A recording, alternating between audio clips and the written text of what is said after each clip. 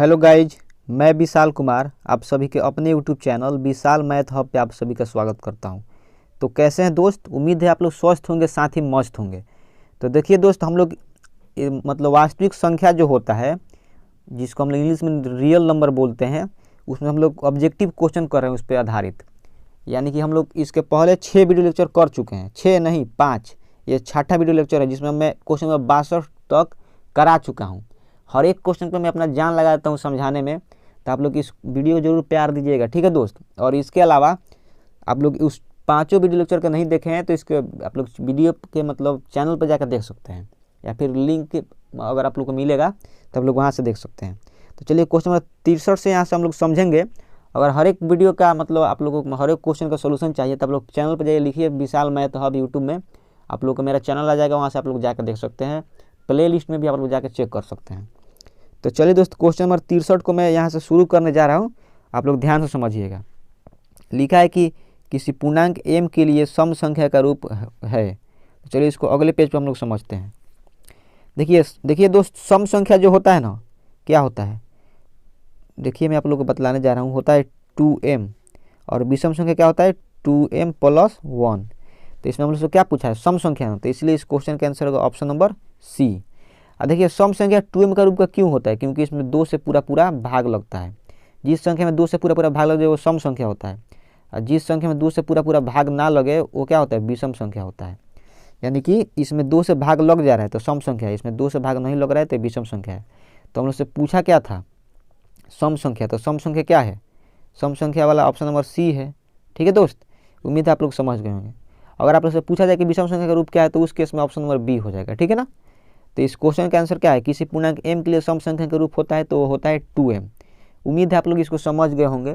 मैं सबसे पहले वीडियो लेक्चर कराया था, उसमें दोनों क्वेश्चन का मैं डिस्कस कर चुका हूँ। क्वेश्चन नंबर 11 और क्वेश्चन नंबर 12 यही था कि बताइए आप लोग को विषम संख्या का रूप क्या है। क्वेश्चन नंबर 10 में शायद, तो उसमें क्या था 2m + 1 था, उसमें क्यू करके पूछा था, तो उसमें 2q + 1 होगा। और क्वेश्चन नंबर 11 में पूछा था कि सम संख्या का रूप क्या होगा, तो 2q होगा, ठीक है ना। उसमें q पूर्णांक के लिए पूछा था, लेकिन इसमें कौन सा पूर्णांक के लिए पूछा है, m पूर्णांक के लिए, ठीक है ना। तो इसीलिए इस क्वेश्चन का आंसर होगा 2m। उम्मीद है आप लोग इसको समझ गए होंगे। अगर यह क्वेश्चन आप लोग को अच्छा लगा, यह क्वेश्चन आप लोग को बिहार बोर्ड जो होता है ना, मैट्रिक एग्जाम वाला, उसमें आप लोग के लिए पूछा जाता है क्वेश्चन, मतलब हर एक बार पूछा जाता है। आसान क्वेश्चन है कि सम संख्या का रूप होता है तो 2m होता है, और विषम संख्या का रूप होता है तो क्या होगा 2m + 1। उम्मीद आप लोग इतना समझे होंगे। तो चलिए चलते हैं क्वेश्चन नंबर 64 की ओर। एक जरूरी बात यहाँ पे आप लोग एक बात समझिए दोस्त, देखिए यहाँ पे एक बात हम लिखे हैं, पहले से ही लिख कर रखे हैं। अगर वीडियो पसंद आए तो ठीक है दोस्त, लाइक कमेंट शेयर तथा चैनल को क्या करना है, सब्सक्राइब करना है। इतना आप लोग जरूर कीजिएगा। अगर आप इस चैनल पर नए हैं तो इस चैनल को जरूर सब्सक्राइब कीजिएगा, ठीक है दोस्त, क्योंकि इससे मेरे को मोटिवेशन मिलेगा तो मैं और ज़्यादा वीडियो इस चैनल पर ला सकूँगा अलग अलग कंसेप्ट पर, ठीक है ना। तो चलिए हम लोग चलते हैं क्वेश्चन नंबर 64 की ओर, उसको अगले पेज पर समझते हैं। देखिए लिखा गया है, किसी धन पूर्णांक a और b के लिए ab का मौसा मतलब और bc का मौसा का जो गुणनफल है किसके बराबर होगा। तो देखिए दोस्त, मैं इसको समझाने जा रहा हूँ।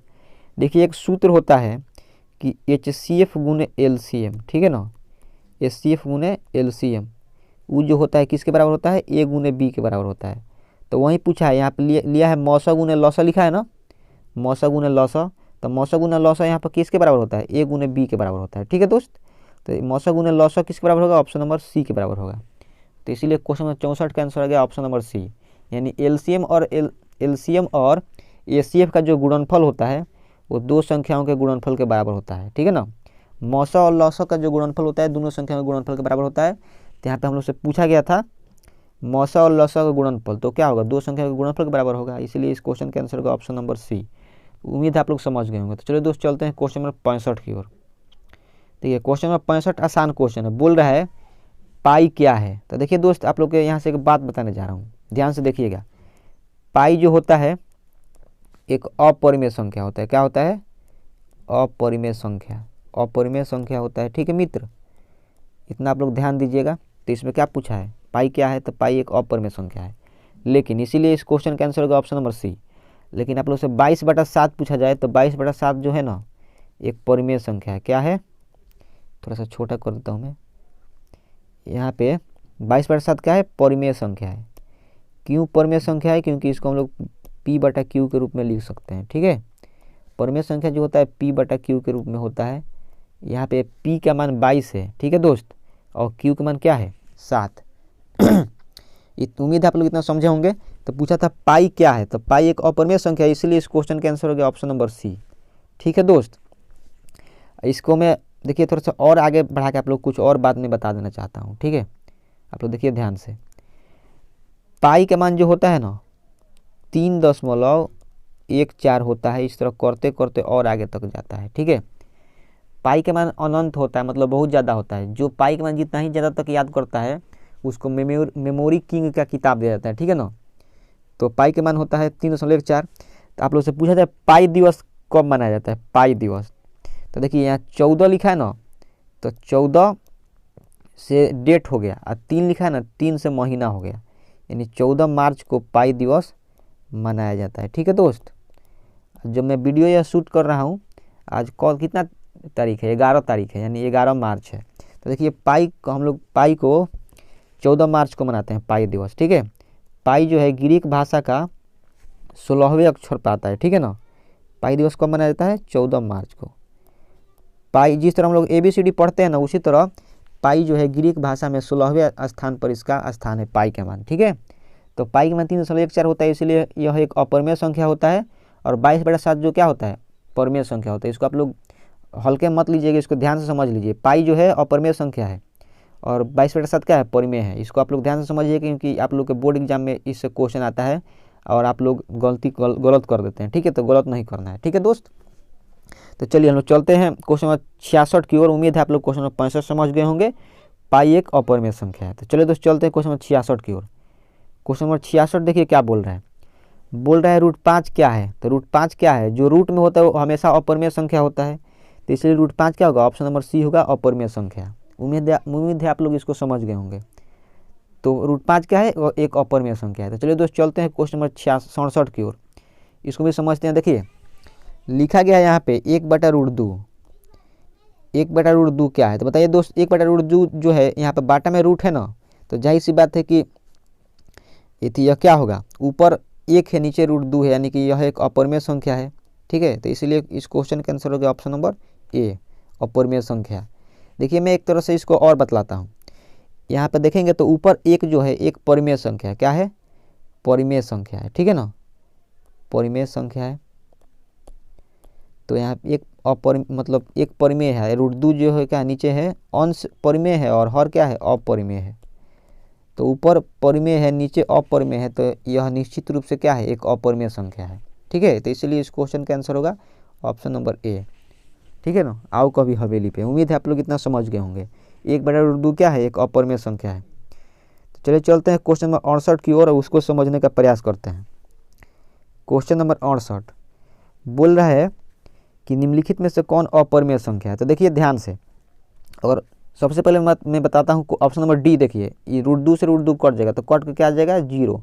तो 0 जो है एक परिमेय संख्या होता है, तो यह परिमेय संख्या होगा। तो यह तो आंसर नहीं होगा कभी भी, क्योंकि हम लोग से पूछा है, क्या पूछा है? अपरिमेय संख्या है। तो ऑप्शन नंबर डी नहीं हो सकता है। ठीक है, तो ऑप्शन नंबर डी नहीं होगा, तो इसको छोड़ देते हैं। और ऑप्शन नंबर बी को देखिए, तो यहाँ √3 प्लस में, इधर माइनस में, तो इधर क्या बच जाएगा? इधर बचेगा केवल 3 बचेगा। तो 3 क्या है? एक परिमेय संख्या है, तो यह भी आंसर नहीं होगा। ऑप्शन नंबर बी भी नहीं हो सकता है। ठीक है, इतना आप लोग उम्मीद है समझ गए होंगे। देखिए ऑप्शन नंबर बी को भी आप लोग समझ गए। ऑप्शन नंबर सी को समझते हैं। 3√8 लिखा है ना, 8 का मतलब क्या होता है?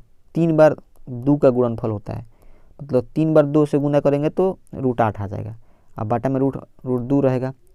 अब देखिए ध्यान से, यहाँ से ये 3 बार 2 है, तो 2 को 2 के साथ ही 1 2 निकल जाएगा रूट से बाहर, 1 अंदर रूट रह जाएगा। ठीक है दोस्त, अब बाटा में √2 बच जाएगा। तो √2 से √2 कट गया, तो ऊपर 3 दूना कितना होता है? 6 होता है, तो 6 आ गया। 6 क्या है?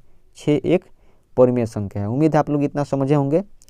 तो इसको भी मैं क्या कर देता हूँ, यहाँ से थोड़ा सा इरेज कर देता हूँ। ठीक है, रुक जाइए यहाँ से। ऑप्शन नंबर सी आंसर नहीं होगा, क्योंकि रूट मतलब 6 क्या है? एक परिमेय संख्या है। ठीक है, उम्मीद है इतना आप लोग समझे होंगे। अब रहा बात ऑप्शन नंबर ए का। तो देखिए 2√π लिखा है ना, 2π लिखा है, तो पाई तो अपरिमेय संख्या है। अपरिमेय में परिमेय से गुना होगा तो वो भी क्या होगा? अपरिमेय होगा। आप लोग एक नियम जानते होंगे कि जब भी हम परिमेय संख्या में अपरिमेय संख्या से गुना करते हैं तो क्या होता है, हमेशा अपरिमेय आता है। तो 2 पाई जो है ना क्या है, एक अपरिमेय संख्या है। तो इसीलिए इस क्वेश्चन के आंसर होगा ऑप्शन नंबर ए। उम्मीद है आप लोग इसको समझे होंगे। मैं इतना आप लोग का ऑप्शन से क्यों सॉल्व कराया, मैं चाहता तो डायरेक्ट आप लोग को ऑप्शन नंबर ए समझा सकता था, क्योंकि 2 पाई जो होता है ना क्या होता है, जब पाई अपरिमेय संख्या होता है तो 2 पाई भी क्या होगा, अपरिमेय संख्या होगा। तो इसीलिए इस क्वेश्चन का आंसर होगा ऑप्शन नंबर ए। उम्मीद है इतना आप लोग समझे होंगे। तो चलिए दोस्त, इतना समझ गए तो हम लोग चलते हैं क्वेश्चन नंबर 69 की ओर, ठीक है, और उसको भी समझने का प्रयास करते हैं। देखिए क्वेश्चन नंबर 69, इसमें भी हम लोग को क्या बतलाना है, बतलाना है कि निम्नलिखित में से कौन अपरिमेय संख्या है। तो देखिए ध्यान से, √3 जो है एक अपरिमेय संख्या होता है, बाकी सब क्या है, परिमेय संख्या है। यहाँ से अगर आप लोग समझना चाहते हैं तो 36 का वर्गमूल 6 होता है, 64 का 8 होता है, तो ये भी क्या है, परिमेय संख्या है, ठीक है। यहाँ से देखेंगे तो -9 है, 49 का वर्गमूल क्या होता है, 7 होता है, तो ये भी परिमेय संख्या है। यहाँ से देखिएगा तो 9 का वर्गमूल 3 होता है, 81 का वर्गमूल 9 होता है, तो ये भी परिमेय संख्या है। लेकिन √3 जो है ना एक अपरिमेय संख्या है। तो इसीलिए क्वेश्चन नंबर मतलब 69 का आंसर होगा ऑप्शन नंबर बी। तो चलिए दोस्त चलते हैं क्वेश्चन नंबर 70 की ओर, उसको भी समझने का प्रयास करते हैं। देखिए कितना आसान क्वेश्चन है। पूछ रहा है पाई बटा 2 क्या है।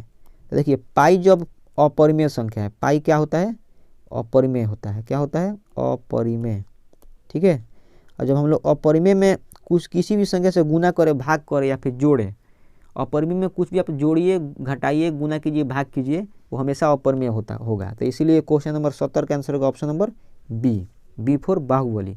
तो पाई एक अपरिमेय संख्या है, तो पाई बटा 2 क्या होगा, अपरिमेय होगा। तो उम्मीद है क्वेश्चन नंबर 70 भी आप लोग समझ गए। अब चलते हैं क्वेश्चन नंबर 71 की ओर। देखिए ये भी आसान क्वेश्चन है। बोल रहा है 3 माइनस √3 क्या है, ठीक है दोस्त। 3 माइनस √3 क्या है, तो देखिए 3 परिमेय संख्या है और √3 अपरिमेय संख्या है, ठीक है। इसको और अच्छा से मैं समझाने जा रहा हूँ, देखिए ध्यान से। देखिए यहाँ पे मैं 3 लिखता हूँ, माइनस देता हूँ, उसके बाद रूट लिखता हूँ, √3।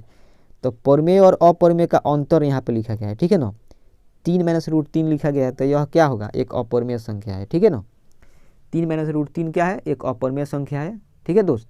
क्योंकि एक परिमेय और एक अपरिमेय का अंतर क्या होता है, अपरिमेय होता है।